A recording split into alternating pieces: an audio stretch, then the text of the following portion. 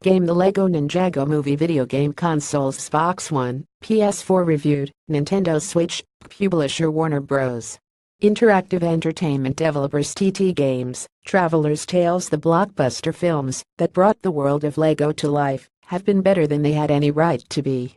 That opinion of mine also rings true for the onslaught of Lego games based on the movies and plenty other popular properties. Lego Ninjago's physical line of collectible ninjas and outlandish vehicles has gained enough traction and gotten itself a big screen adaptation. To commemorate the launch of that film, TT Games and Traveler's Tales have assembled a game devoted to its fun mix of hilarious quips and ancient ninjutsu arts. The Lego Ninjago Movie video game sticks to bits and pieces of the formula established by the Lego games that came before it, but does manage to adopt a few features of its own. While it still manages to deliver a solid dose of fun and laughs, technical bugs and a lackluster vocal delivery make this one of the lesser quality Lego games released in recent memory. Breaking everything in sight, collecting the studs that erupt from them, and running around completing objectives with a buddy are still central elements of the Lego titles. And that's the same type of fun that pushes the game along in the century. But what sets it apart from the titles of a similar nature is its progression structure. Each story mission takes place within a certain region. Upon completion, you can freely explore that entire mission's themed locale and search for hidden goodies. This change opens up a lot more fun activities to find, such as side missions, races, competitive battle arena challenges, character creation tools, etc.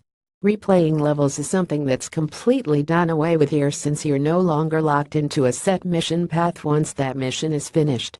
The developers have to be commended for offering a nice change of pace from the more linear makeup of its past work. TT Games, Traveler's Tales, Warner Bros.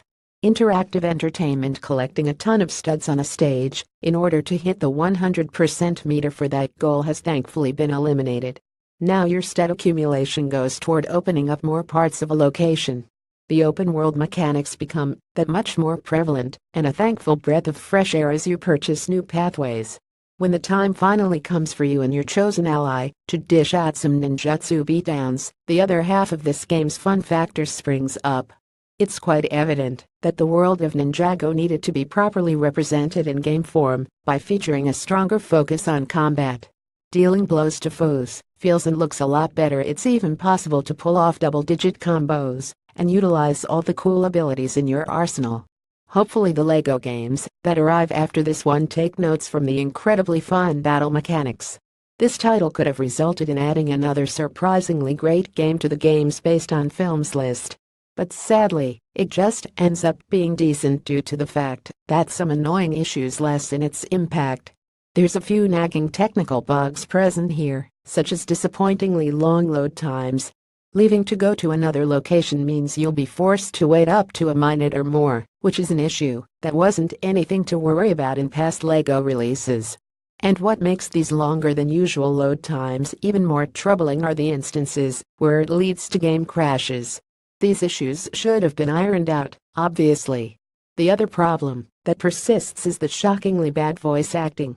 Now I realize that the voice actors from the film would probably be a bit more expensive to feature in the game, but they should have at least been represented a lot better.